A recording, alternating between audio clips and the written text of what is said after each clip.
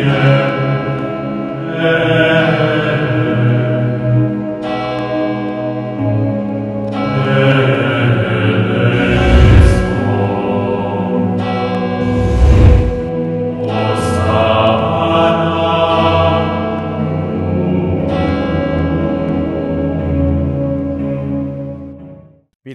పుత్ర పవిత్రాత్మ నామమున ఆమెన్.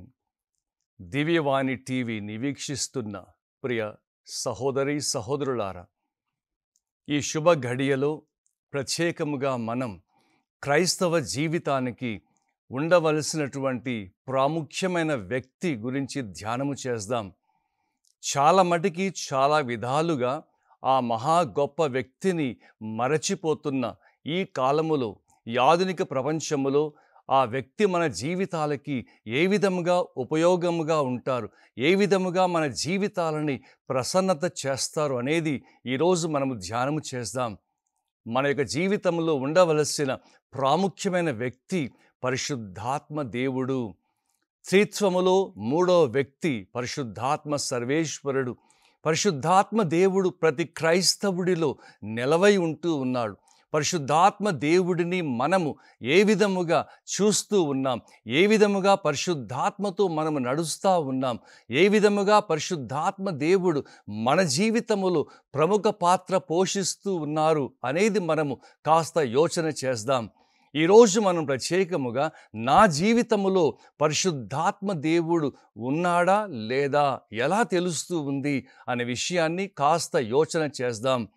అపోస్తల కార్యములు 19:1 ఇలా పలుకుతూ ఉంది. పౌలు ఎఫెసులోని విశ్వాసులను చూచి, మీరు విశ్వసించినప్పుడు పరిశుద్ధాత్మని పొందితిరా అని ప్రశ్నిస్తూ ఉన్నారు. ఈరోజు నేను కూడా మిమ్మల్ని ప్రశ్నిస్తూ ఉన్నా, మీరు విశ్వాసులుగా అయినప్పుడు, మీరు యేసుని విశ్వసిస్తూ ఉన్నప్పుడు పరిశుద్ధాత్మని మీరు పొందుకున్నారా? ఈ సమయంలో మనం కొన్ని ప్రశ్నలు వేసుకొని ఆ ప్రాముఖ్య విషయాలని 2-3 భాగాలలో మనము ధ్యానము చేస్తూ ఈ వాక్యం ముగించేసరికి పరిశుద్ధాత్మతో మనమంతా నింపబడి ఒక అద్భుత జీవితాన్ని కొనసాగించుకుందాం. పరిశుద్ధాత్మను ఎందుకు పొందాలి, పరిశుద్ధాత్మను పొందుకొనను లేదా అనే సంగతి ఎలా తెలుస్తూ ఉంది, అసలు పరిశుద్ధాత్మలోనికి ఎందుకు వస్తూ ఉన్నారు, పరిశుద్ధాత్మ ఎప్పుడు పనిచేస్తాడు, పరిశుద్ధాత్మతో మనం ఎలా ఉండాలి అనే విషయాలని మనం సూక్ష్మముగా 2-3 భాగాలలో ధ్యానము చేసి పరిశుద్ధాత్మ దేవుడి కొరకు అంగలార్చుదాం. పరిశుద్ధాత్మ దేవుడి కొరకు దాహముగొని ఉన్నప్పుడు పరిశుద్ధాత్మతో నింపబడి మన జీవితాలు మహాద్భుతంగా మార్చుకోవడానికి ప్రయత్నం చేద్దాం. చాలామంది పరిశుద్ధాత్మని ఒక వింతగా చూస్తారు, కానీ పవిత్రాత్మ ఒక దేవుడు అని చాలా మటుకి గుర్తులేదు. ఈ ఆధునిక ప్రపంచంలో ఈ పరిశుద్ధాత్మ సర్వేశ్వరుడు అసలు ఉన్నాడో లేదో అన్న విషయము కూడా చాలా మందిలో తెలవడము లేదు. కానీ నిజానికి త్రిత్వములో మూడవ వ్యక్తి పరిశుద్ధాత్మ దేవుడని ఎప్పుడూ మర్చిపోకూడదు. మనం ఇప్పుడు ఏ యుగములో ఉన్నాం? పరిశుద్ధాత్మ యుగములో ఉన్నాం. పరిశుద్ధాత్మ దేవుడు పెంతెకోస్తు పండుగ నుండి లోకాంత్యము వరకు ఈ లోకములో విశ్వాసులలో జీవిస్తున్నటువంటి ఒక మహాద్భుతమైన వ్యక్తి పరిశుద్ధాత్మ దేవుడు. కానీ పరిశుద్ధాత్మని పొందుకొనుట అంటే ఏంటో ఒక్కసారి ఆలోచన చేయి. పరిశుద్ధాత్మని పొందుకొనుట అంటే దేవుడు మనలో వసించుట, దేవుడు నాలో జీవించుట. ఒక్కసారి నీ మనసులో అనుకో, పరిశుద్ధాత్మని పొందుకోవడం అంటే దేవుడు నాలో వసించుట, దేవుడు నాలో జీవించుట అనే విషయం మనము గ్రహించుకోవాలి. పరిశుద్ధాత్మని ఎందుకు పొందాలి, అతన్ని నిర్లక్ష్యము చేస్తే నష్టమేంటి అనేది మొదట గ్రహించాలి. పరిశుద్ధాత్మ దేవుడిని నిర్లక్ష్యము చేస్తే ఏమి నష్టము కలుగుతూ ఉంది? యేసుక్రీస్తు ఎక్కడి నుంచి వచ్చారు? పరలోకం నుండి వచ్చారు. తండ్రి దేవుడి నుండి ఈ లోకానికి యేసుక్రీస్తు మరియ గర్భము ద్వారా ఈ లోకములో ప్రవేశించారు. పరిశుద్ధాత్మ ఎక్కడి నుంచి వచ్చారు? ఒకసారి వాక్యము చూద్దాం. 1 పేతురు 1:12 వారు పరలోకము నుండి పంపబడిన పవిత్రాత్మతో ప్రభావితులై అట్లొనర్చిరి అని వాక్యం అంటూ ఉంది. ఎక్కడి నుంచి వచ్చారు పరిశుద్ధాత్మ దేవుడు? పరలోకము నుండి పంపబడిన అన్న అద్భుతమైనటువంటి వాక్యం మనం చూస్తూ ఉన్నాం. యేసుక్రీస్తు పరలోకం నుండి వచ్చారు. ఆ యేసు నిర్లక్ష్యము చేస్తే ఏం జరుగుతూ ఉంది? చూడండి మళ్ళీ ఒక వాక్యం, యోహాను సువార్త 3:36లో వాక్యం ఇలా అంటూ ఉంది, కుమారుని విశ్వసించువాడు నిత్యజీవం పొందును, ఆయనను విధేయించని వాడు జీవమును చూడలేడు, దేవుని కోపము అతనిపై నిలిచి ఉండును అని వాక్యం అంటూ ఉంది. యేసుక్రీస్తు పరలోకం నుంచి వచ్చారు. ఆ యేసుక్రీస్తు నిర్లక్ష్యము చేస్తే, విశ్వసించకుండా ఉంటే దేవుని ఉగ్రత నీ మీద వస్తూ ఉంది. అలాగే పరిశుద్ధాత్మ నిర్లక్ష్యము చేస్తే ఏం జరుగుతూ ఉంది? మరి ఒక వాక్యములో ఇలా అంటూ ఉంది, హెబ్రీయులకు 10:29 ఇలా అంటూ ఉంది, దేవుని పుత్రుని తృణీకరించువాని గతి, తనను పవిత్రమొనర్చిన దేవుని నిబంధన రక్తమును నీచముగా చూచువాని గతి, దయామయుడగు ఆత్మను అవమానపరచువాని గతి ఏమగునని చెప్పాలి? అతడు ఎట్టి నీచమగు శిక్షకి అర్హుడో విచారింపుడు అని వాక్యం అంటూ ఉంది. పరిశుద్ధాత్మ దేవుణ్ణి నిర్లక్ష్యము చేస్తే మనము శిక్షించబడతాం. ఎందుకు అలా జరుగుతూ ఉంది? ఆధునిక జీవితంలో దేవుడు మనకిచ్చిన మహా గొప్ప బహుమానం ఈ పరిశుద్ధాత్మ దేవుడే. పరిశుద్ధాత్మ దేవుడితో మనము లేకపోతే, పరిశుద్ధాత్మ దేవుని మనము గ్రహించకపోతే, పరిశుద్ధాత్మ దేవుడితో మన జీవనాన్ని గడపకపోతే శిక్షకి లోనవుతామని వాక్యం పలుకుతూ ఉంది. మరి ఏం చేయాలి? మొదట యేసుక్రీస్తుని విశ్వసించాలి. తర్వాత పరిశుద్ధాత్మని మనము పొందాలి. యేసుక్రీస్తుని విశ్వసించుచున్న మీరందరూ పరిశుద్ధాత్మని పొందుకున్నారా? పరిశుద్ధాత్మ దేవుణ్ణి పొందుకోవడం అంటే ఏంటి? మళ్ళా గుర్తు చేస్తూ ఉన్న, పరిశుద్ధాత్మని పొందుకోవడం అంటే దేవుడు మనలో నివసించడం. ఈ పరిశుద్ధాత్మ దేవుడు మనకి కృపావరాలు అనుగ్రహిస్తారు. పరిశుద్ధాత్మ దేవుడు మన జీవితాలు వికసింప చెయ్యాలని ఎన్నో వరాలు, ఫలాలు ఇస్తూ ఉంటారు. క్రైస్తవ జీవితంలో మనము పరిశుద్ధాత్మ దేవుని యొక్క కృపావరాలు పొందకపోతే, పరిశుద్ధాత్మ దేవుని యొక్క ఫలం అనుభవించకపోతే మన క్రైస్తవ జీవితం ఏదో పోగొట్టుకున్న వెలితిగా ఉంటూ ఉంది. అందుకే ఈ రోజున మనం గ్రహించుకోవాల్సింది, పరిశుద్ధాత్మ దేవుడు మనం ఎప్పుడైతే పొందుకుంటామో, పరిశుద్ధాత్మ దేవుడితో మన జీవితం గడపడానికి ప్రయత్నిస్తామో, పరిశుద్ధాత్మ దేవుని కృపా వరములతో మనం నింపబడతామో, అప్పుడే మన జీవితం ఒక సుసంపన్న జీవితముగా, ఒక ఆధ్యాత్మిక జీవితముగా, ఒక అసాధారణ జీవితముగా మారిపోతుంది ఉంది. ఒక్కసారి మనం పరిశుద్ధాత్మ దేవుని కృప వరములు ధ్యానం చూద్దాం. 1 కొరింథీ 12వ అధ్యాయం 14వ అధ్యాయములు ఈ కృప వరాలు మనకు కనిపిస్తూ ఉన్నాయి.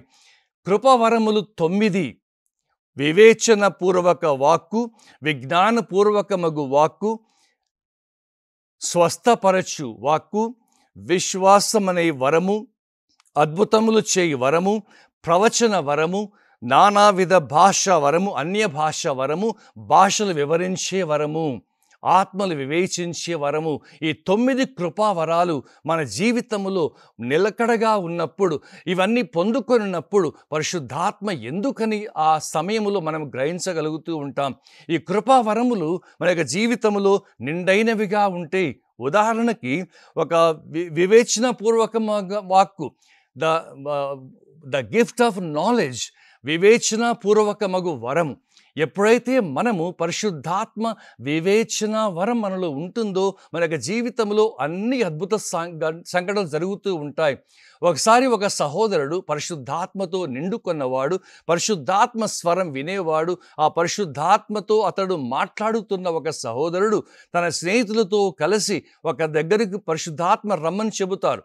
ఆ హోటల్ దగ్గరికి వెళ్ళినప్పుడు, ఆ హోటల్లో వాళ్ళు వెళ్తూ ఉండంగానే ఆ లోపలంతా కూడా అందరూ వివిధ రకాలైనటువంటి మందులతోటి అక్కడ కూర్చొని ఉన్నారు.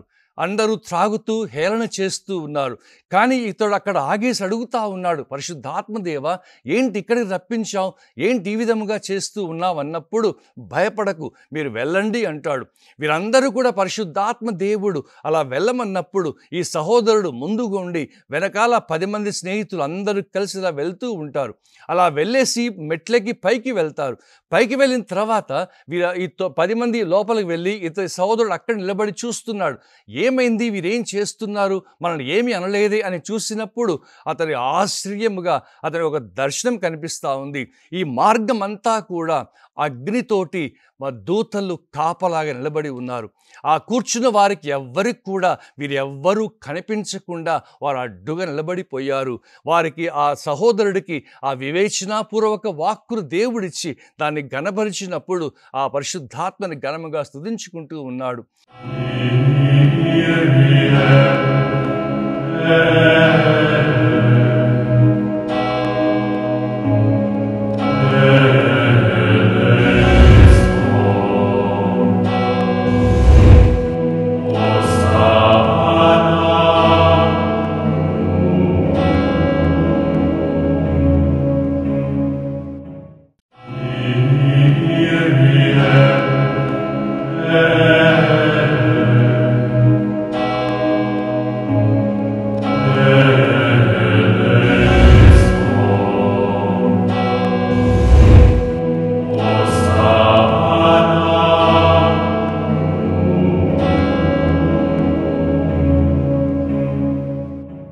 మరొక సహోదరుడు ఈ వివేచన వాక్య వరం పొందినవాడు ఒక రాజు దగ్గరికి వెళ్ళి ఆ రాజుతో మాట్లాడుతూ ఉన్నాడు.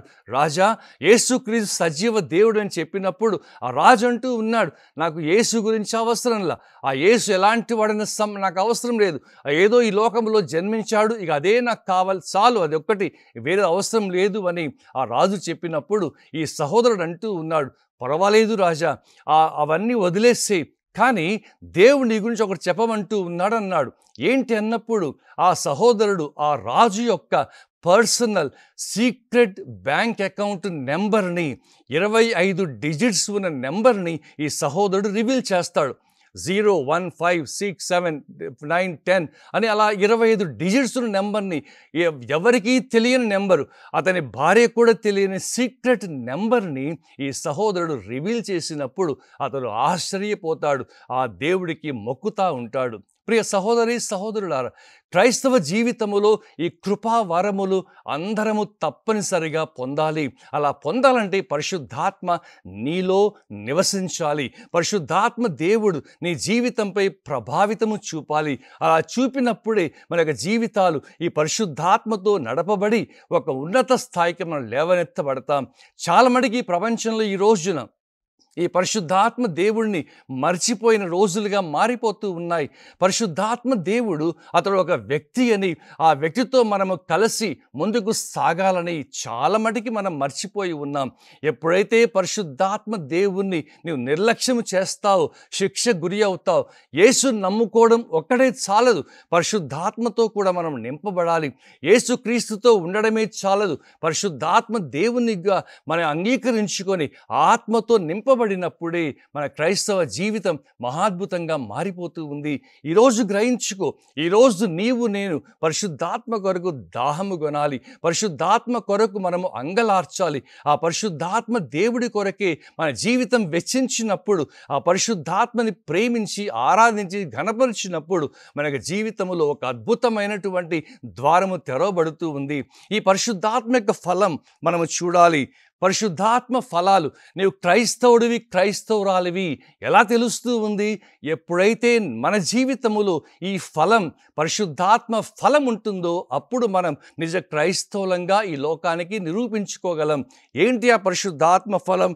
దైవ ప్రేమ, ఆనందము, శాంతి, సహనము, దయ, మంచితనము, విశ్వసనీయత, సాత్వికత, నిగ్రహ శక్తి.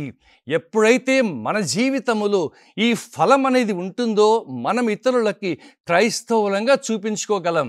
చాలా మటుకు ఈ రోజుల్లో క్రైస్తవులుగా కాకుండా జీవిస్తూ ఉన్నాం. ఎందువల్ల మనందరి జీవితాలలో ఈర్ష్య, ద్వేషము, కామము, మోహము, లోభము, మద మాత్సర్యం అనే ఎరిషడ్ వర్గాలు నిండిపోయి ఉంటూ ఉన్నాయి. అన్య ప్రజల మాదిరి క్రైస్తవులు ఉండడానికి వీలు లేదు. క్రైస్తవులు ఎవరు? క్రైస్తవులు ఆధ్యాత్మికత కలిగిన వ్యక్తులు. క్రైస్తవులు అసాధారణమైనటువంటి జీవితము జీవించే వ్యక్తులు. అంటే ఈ పరిశుద్ధాత్మ దేవుడు మన జీవితంలో ఉన్నప్పుడు మనము ఒక అందమైన జీవితం, ఒక అద్భుతమైన ఆత్మీయ జీవితం జీవించగలం. అలా జీవిస్తూ ఉన్నప్పుడు ఈ ఫలం పరిశుద్ధాత్మ ఫలం మనలో పండుతూ ఉంటాయి. ఎప్పుడైతే ఎవరైనా కానీ నిన్ను చూసినప్పుడు నిజముగా దేవుని బిడ్డ అని చెప్పగలిగితే, నిజముగా ఈ సహోదరుడు దేవుని కుమారుడు అని చెప్పగలిగితే నీ జీవితం ధన్యమైనట్లే. మన జీవితాన్ని మనం ఎప్పుడూ కూడా ఆ యేసుక్రీస్తుతో, ఆ పరిశుద్ధాత్మతో నడపబడి ముందుకు సాగినప్పుడు మన జీవితం ఆశ్చర్యకరంగా మారిపోతూ ఉంది. గ్రహిస్తా ఉన్నావా? నీ యొక్క జీవితంలో ఈ పరిశుద్ధాత్మ దేవుడి పాత్ర ఎంత గొప్పగా ఉందో ఒక్కసారి ఆలోచన చేయి.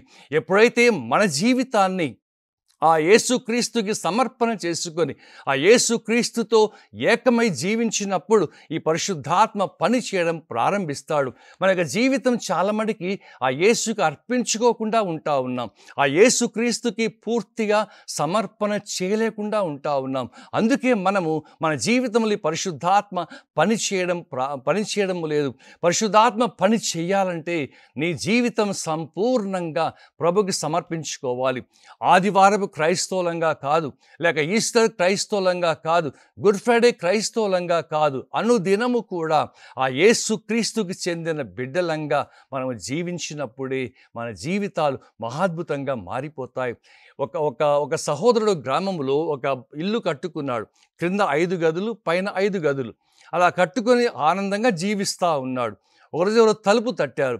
ఎవరైనా వెళ్ళి చూస్తే యేసుక్రీస్తు. అయ్యో ప్రభువా, నువ్వు వచ్చావా, రా ప్రభువా అని ఇంట్లోకి తీసుకువెళ్ళి పైన తీసుకువెళ్ళి ఆ పైన చిట్ట చివరి గది, ప్రభువా ఈ గది చాలా బాగుంది, ఈ గదిలో నీకు అన్ని వసతులు ఉన్నాయి, ఈ గది నీదే ప్రభువా అన్నాడు. ప్రభు చాలా మంచోడు కదా, థ్యాంక్ యూ అన్నారు. అలా రోజులు గడుస్తూ ఉన్నాయి. మళ్ళీ ఒకరోజు తలుపు తట్టారు. ఎవరైనా వెళ్ళి చూస్తే సైతాను వచ్చింది. అరే నువ్వు వచ్చేవేంతరా సైతాను, నేను రావద్దని ఆ సైతాన్తో గుంజులాడుతున్నాడు, కొట్లాడుతూ ఉన్నాడు. యేసు ప్లీజ్ కమ్, వచ్చి హెల్ప్ చేయి అంటున్నాడు. యేసు రావడం లేదు. ఏదో ఒక విధంగా పోరాడి ఎల్లగొట్టి ఆ బోల్ట్ వేసేసి పైకి వెళ్తాడు. యేసు ప్రభు, ఇది న్యాయంగా ఉందా? నేను ఇంతగా కష్టపడతా ఉన్నా, వచ్చి సహాయం చేయొచ్చు కదా అని అడిగినప్పుడు ప్రభు అంటూ ఉన్నాడు, నా ప్రియ సహోదరుడా, నాకు ఎన్ని గదులు ఇచ్చావు? ఒకటే ఇచ్చావు కదా. ఆ ఒక గది నాది, మిగతావన్నీ ఎవరివి? నీవే కదా, అది నీవే చూసుకోవాలి, నాకేం పని అన్నారట. అమ్మా ప్రభు ఇలా ఉందా అని చెప్పేసి ఆ పై గదులన్నీ నీవే ప్రభు అన్నాడంట. మళ్ళీ యేసు ప్రభు థ్యాంక్ యూ అన్నారు. తర్వాత రోజులు గడుస్తూ ఉన్నాయి. మళ్ళీ ఎవరు తలుపు తట్టారు. ఎవరైనా వెళ్ళి చూస్తే మళ్ళీ సైతానే. అదే మళ్ళీ నువ్వు వచ్చే వెంటనే మళ్ళీ మనతో కొట్లాడతాడు, గుంజులాడతాడు, ఏదో ఒక విధంగా నెట్టేసి ఆ బోల్ట్ వేసేసి ఆ ప్రభు దగ్గరికి వెళ్ళేసి ఆ ప్రభుతో మళ్ళీ అడుగుతున్నాడు, ఏంటి ప్రభు రావచ్చు, సాయం చేయొచ్చు కదా అన్నప్పుడు ఆ ప్రభు మళ్ళీ అన్నారు, పైన నాకు ఇచ్చావు, కిందవి నీవే కదా, నువ్వే చూసుకోవాలన్నారు.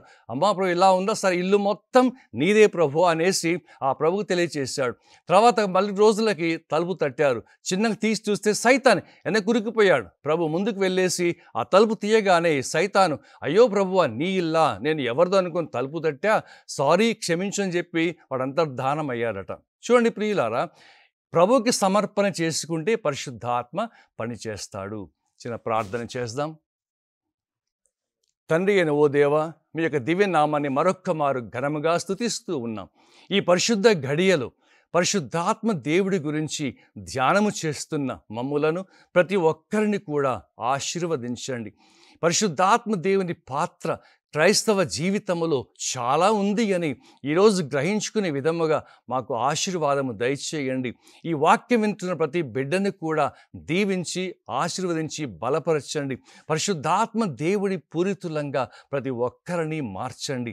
ఎప్పుడైతే పరిశుద్ధాత్మ దేవుడు ప్రతి వ్యక్తిలో కూడా పని చేయడం ప్రారంభిస్తారో ఆ సమయము నుండి మేమెల్లరము ఆ పరిశుద్ధాత్మతో ముందు కొనసాగి ఆ పరిశుద్ధాత్మ కృప వరములతో నింపబడి పరిశుద్ధాత్మ పరిశుద్ధాత్మ ఫలముతో చేయబడి మేమంతా ముందుకు సాగునట్టు మీ కృప మాకు దయచేయండి. తద్వారా మేము ఎల్లవేళలా ఆ పరిశుద్ధాత్మ శక్తి పూరితులంగా ప్రభావితులంగా మారి నీ మహిమార్థమై జీవించే కృపనివ్వమని బ్రతిమాలుకొనుచున్నాం. ప్రియ సహోదరి సహోదరులారా, మన యొక్క జీవితంలో చాలా మటుకి ఈ పరిశుద్ధాత్మ దేవుడు ఎందుకు పనిచేస్తాడు, పరిశుద్ధాత్మ యొక్క నిర్లక్ష్యము ద్వారా మన జీవితం ఏమి కోల్పోతూ ఉన్నామో అని యోచన చేస్తూ ఉన్నాం. ఎప్పుడైతే మనము ఈ పరిశుద్ధాత్మతో నడుస్తామో, పరిశుద్ధాత్మ శక్తితో మనం పూరితులంగా మారతామో, అప్పుడు పరిశుద్ధాత్మ పని చేయడం ప్రారంభిస్తాడు. ఒక రహస్యం ఏంటి అంటే, మనం ఎప్పుడైతే స్తుతి చేస్తామో పరిశుద్ధాత్మ పని చేయడం ప్రారంభిస్తాడు. మనం ఎంతగా స్తుతి చేస్తామో, ఎంతగా ప్రభుని ఘనపరుస్తామో ఈ పరిశుద్ధాత్మ పని చేస్తాడు. ఒక్కటి గ్రహించుకోవాలి, మనలో ఉన్న ఈ పరిశుద్ధాత్మ పని చేయనివ్వాలి. పరిశుద్ధాత్మ దేవుడు నిద్రాణంలో ఉండకూడదు, నిద్రించే విధముగా పెట్టకూడదు, అతన్ని పని చేయించుకోవాలి. అలా పని చేయించాలి అంటే మనకు జీవితంలో ఆ ప్రభువుని నిత్యము స్తుతించి ఘనపరుస్తూ ఉండాలి. ఆ యేసుక్రీస్తు నీ జీవితంలో చేసిన ప్రతి కార్యాన్ని బట్టి, ప్రతి మేలును బట్టి నీవు స్తుతి చేయడం ప్రారంభిస్తే ఆ పరిశుద్ధాత్మ పని చేయడం ప్రారంభిస్తాడు. ఒకసారి ఒక సహోదరుడు తన కూతురుతో కలిసి కారులో వాక్యం చెప్పడానికి వెళుతూ ఉన్నారు. అలా వెళుతూ ఉన్నప్పుడు ఎదురుగా ఒక లారీ వచ్చి ఢీకొని ఇద్దరు బయటకు విసిరివేయబడతారు. తర్వాత కాసేపటి తర్వాత ఆ సహోదరుడు లేచి స్పృహలోకి వచ్చి తన బిడ్డ ఎక్కడా అని వెతికి అలా వెళ్ళి చూసినప్పుడు ఆ అమ్మాయి రాయికి తల బాదుకొని రక్త మడుగులో స్పృహ కోల్పోయి ఉంది. దవాఖానకు తీసుకువెళ్తాడు. అలా తీసుకువెళ్ళిన తర్వాత అక్కడ డాక్టర్స్ 5-6 మంది పరీక్ష చేసి ఒక నిర్ణయం చెబుతూ ఉన్నారు. అలా నిర్ణయం చెబుతూ ఉన్నప్పుడు ఎప్పుడైతే ఆ సహోదరుడు బిడ్డని ఆ డాక్టర్స్ పరీక్ష చేసి ఈమె ఇలాగే ఉంటుందని చెప్పినప్పుడు పర్వాలేదు అనుకొని ప్రభుని స్తుతి చేయడం ప్రారంభించాడు. ఎంతగా స్తుతి చేశాడంటే, ప్రభువా నా భార్యని ఎప్పుడు తీసుకువెళ్ళాలి, నీకు స్తోత్రం, బిడ్డ ఈ రకంగా ఉంది స్తోత్రం అని ఆ స్తోత్రార్పణ చేస్తూ ఉన్నప్పుడు పరిశుద్ధాత్మ ఆగడు. ఎప్పుడైతే స్తుతి చేస్తావో పరిశుద్ధాత్మ పని చేస్తాడు. వెంటనే ఆ బిడ్డ మీదకి వెళ్ళి శక్తితో కుదిమినప్పుడు 7 ఏళ్ల తర్వాత ఆ అమ్మాయికి జీవం వచ్చి వెంటనే మంచము దిగి డాడీ దగ్గర పరిగెత్తుకు వెళ్ళి డాడీ అంటే కౌగిలించుకొని ఆ ప్రభుని స్తుతించారు. ప్రియ సహోదరి సహోదరుడా, మన జీవితంలో ఎప్పుడైతే నీ శ్రమను బట్టి, నీ కష్టం బట్టి, నీ యొక్క వ్యాధిని బట్టి స్తుతి చేస్తావో పరిశుద్ధాత్మ పని చేస్తాడు. అలాంటి కృప దేవుడు మనందరికీ దయచేయునుగాక. ఆమేన్. God bless you.